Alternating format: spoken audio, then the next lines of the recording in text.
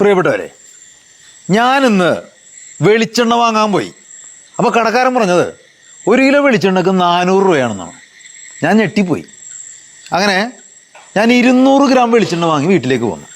എനിക്ക് മനസ്സിലാകാത്ത ഒറ്റ കാര്യമാണ്, എങ്ങനെയാണ് ഈ വെളിച്ചെണ്ണക്കൊക്കെ ഇത്ര വിലക്കയറ്റം ഉണ്ടാവുന്നത്?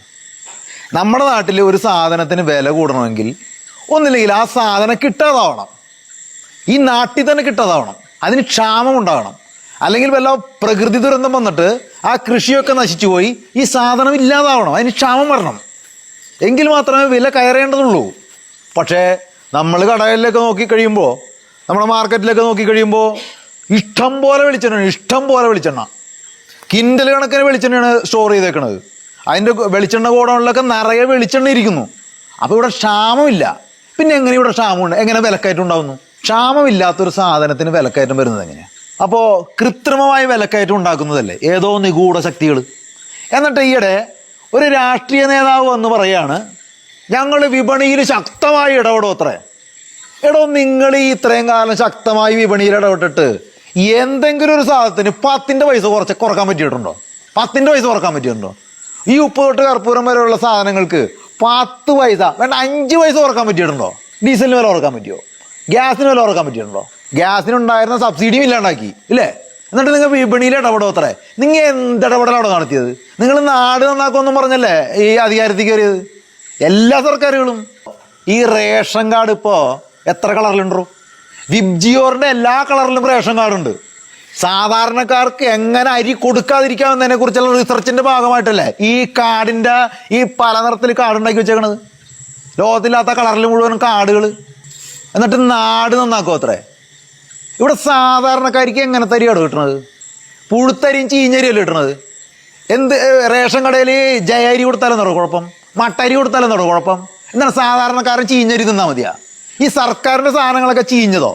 എനിക്ക് മനസ്സിലാവാത്തൊരു കാര്യം, ഈ പാവപ്പെട്ടവന് കൊടുക്കാൻ വേണ്ടി വല്ല പ്രത്യേകമായിട്ട് ചീഞ്ഞരി ഉണ്ടാക്കണ വല്ല പാടമുണ്ടാ? ചീഞ്ഞരി ഉണ്ടാക്കണ പാടം എന്നാൽ പാവപ്പെട്ടവൻ ഞങ്ങളെന്താണ് വഴിപ്പറ്റതാ? വഴിപ്പറ്റവർക്ക് ചീഞ്ഞരി കൊടുത്താൽ മതിയാ? എടോ, ഈ പ്രധാനമന്ത്രി നരേന്ദ്രമോദി റേഷൻ കടയിൽ അരി കഴിക്കുമോ? പിണറായി വിജയൻ കഴിക്കുമോ റേഷൻ കടയിൽ അരി? വി.ഡി. സതീശൻ കഴിക്കുമോ റേഷൻ കടയിൽ അരി? അവരൊക്കെ നല്ല മനോഹരമായ ഏറ്റവും ഗുണനിലവാരമുള്ള അരിയാണ് കഴിക്കണത്.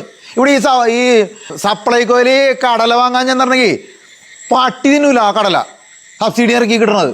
ഇപ്പോൾ സപ്ലൈകോയിൽ പുതിയൊരു പരിഷ്കാരം വന്നേക്കാണ്.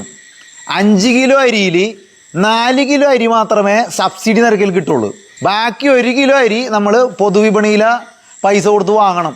അങ്ങനെ എങ്ങനെയൊക്കെ സാധാരണക്കാരന് കൊടുക്കാതിരിക്കാൻ പറ്റുമോ അങ്ങനെയൊക്കെ ആ മേഖലയിൽ വലിയ റിസർച്ച് നടത്തിക്കൊണ്ടിരിക്കുകയാണ് സർക്കാർ. പിന്നെ ഇവിടെ സർക്കാർ ഉദ്യോഗസ്ഥന്മാർക്കും മറ്റേ പൊതുമേഖലാ സ്ഥാപനങ്ങളിലൊക്കെ ഉള്ള ക്യാൻറ്റീനുകളിൽ, ഈ സെക്രട്ടേറിയറ്റിലൊക്കെ ഉള്ള ക്യാൻറ്റീനുകളിൽ വളരെ തുച്ഛമായ വിലക്കാണ് അവിടെ ഭക്ഷണം ലഭിക്കുന്നത്. ഞാൻ കുറച്ച് നാൾ ഈ ടെൽക്ക് എന്ന് പറയുന്ന പൊതുമേഖലാ സ്ഥാപനത്തിൽ ജോലി ചെയ്തിരുന്നു. അവിടെ 2 രൂപക്ക് ബ്രേക്ക്ഫാസ്റ്റ്, 5 രൂപക്ക് ഊണ് ഒക്കെ കിട്ടുമായിരുന്നു. അങ്ങനെ ഞാനൊരു ദിവസം ചോദിച്ചു, എനിക്കൊരു 10 ഊണ് വേണമെന്ന് പറഞ്ഞ്. 10 ഊണ്, കാരണം വീട്ടിൽ ഉണ്ടാക്കി കഴിഞ്ഞാൽ എങ്ങനെ പോയാലും 5 രൂപക്ക് ഒരു ഊണ് ഉണ്ടാക്കാൻ പറ്റില്ല. അപ്പം ഞാനൊരു 10 ഊണ് ചോദിച്ചു. അവരെന്നെ കളിയാക്കി ചിരിക്കണേ അത്.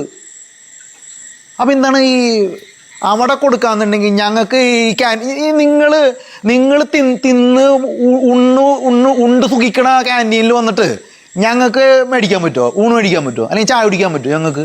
എന്താണ് ഞങ്ങൾക്ക് കുടിച്ചാൽ കഴിക്കുമോ? ഇവിടുത്തെ കൽപ്പണിക്കാരും ആശാരിപ്പണിക്കാരും ഇവിടുത്തെ തോട്ടിപ്പണി എടുക്കുന്ന അവനും മറ്റേ റോഡ് പണിക്കാരനും ഒക്കെ നിങ്ങളുടെ ക്യാൻറ്റീനിൽ വന്ന് കഴിക്കാൻ പറ്റുമോ? എന്താണ് കഴിച്ചാലേ? ഞങ്ങൾ പിന്നെ ഇവിടെ പോണോളൂ. ഞങ്ങൾ പണിയെടുക്കണ കാശിൽ നിന്ന് ഞങ്ങൾ കൃത്യമായിട്ട് നികുതി തന്നെയല്ല. നികുതി തരാൻ കടമൊന്നും പറയണില്ല. കടം പറയണ്ടേ നികുതി?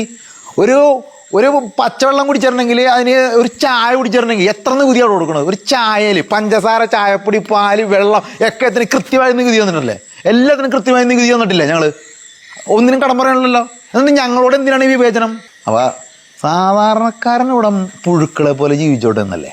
നടക്കില്ല മക്കളെ. നിങ്ങൾ കരുതിയിരുന്നോ? പ്രിയപ്പെട്ടവരെ, എൻ്റെ ഒരു അഭിപ്രായം ഞാൻ ഈ സോഷ്യൽ മീഡിയയിൽ വന്ന് പറഞ്ഞു. ഇതുപോലെ നിങ്ങളും വന്ന് തെരുവിലിറങ്ങി ഇത് പറയണം. നമുക്ക് വേണ്ടി സംസാരിക്കാൻ ആരും വരില്ല, നമ്മൾ മാത്രമേ ഉണ്ടാവുള്ളൂ.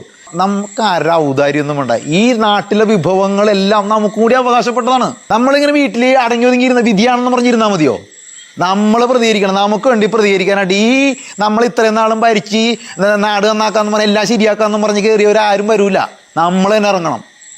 നമ്മളെ ഇറങ്ങിയേ പറ്റൂ. അല്ലെങ്കിൽ ഉണ്ടല്ലോ ഇവർ ഈ നാട് കാട്ടുമുടിച്ച് അവരുടെ 10 തലമുറക്ക് ജീവിക്കാനുള്ള സകല സ്വത്തും ഉണ്ടാക്കി വെക്കും അവര്. നമ്മളിവിടെ പുഴുക്കളെ പോലെ ജീവിക്കേണ്ടി വരും. കക്ഷി രാഷ്ട്രീയമൊക്കെ മാറ്റി വെച്ച് നമ്മുടെയൊക്കെ ആവശ്യങ്ങൾ ഒന്നാണ്. അതിനുവേണ്ടി പൊരുതാൻ ഇറങ്ങുക, തെരുവിലിറങ്ങുക. വേറെ മാർഗങ്ങളൊന്നുമില്ല. നമ്മൾ തെരുവിലിറങ്ങണം, പ്രക്ഷോഭം ഉണ്ടാക്കണം. എങ്കിൽ മാത്രമേ ഈ നാട് നന്നാവുള്ളൂ. വേറെ ഒരു കുറുക്കോഴിയില്ല. ഈ പ്രക്ഷോഭം എന്ന് പറയണതേ ഈ ട്രാൻസ്പോർട്ട് വണ്ടിക്ക് കല്ലെറിയലും വഴി കിടപ്പുന്ന ആൾക്കാരുടെ വണ്ടികളുടെ ടയർ ഊത്തി പൊട്ടിക്കലും അല്ല. ജനാധിപത്യപരമായിട്ട് പ്രക്ഷോഭ രംഗത്ത് അണിനിരക്കണം, ഒന്നിച്ച് നിന്ന് പോരാടണം. അത് സമാധാനപരമായിട്ട് തന്നെ. അങ്ങനെ പോരാടിയെങ്കിൽ മാത്രമേ നമ്മുടെ ആവശ്യങ്ങൾ നേടിയെടുക്കാൻ പറ്റുള്ളൂ.